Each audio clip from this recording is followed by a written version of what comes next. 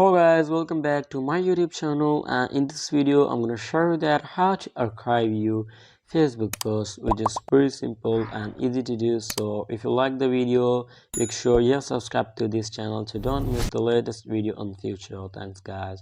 So let's get started, and first of all, just simply open up your Facebook app and then come to your profile section.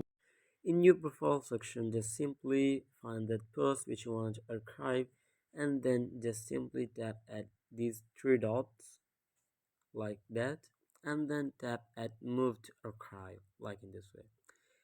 It will just take a while and you are done with moving your file to archive. Just simply, if you want to unarchive it, what you all have to do is just tap at these three dots. Let me show it to you clearly. These three dots, just tap on it and then tap at activity log, and here you can see the option of archive near the trash option. Just simply tap on it. So that's where you can easily find all of your archived posts. From here you can easily unarchive them, or you can move them to trash. If you want to select them one by one, just simply select like that. If you want to select all of them, just simply tap at this all like that.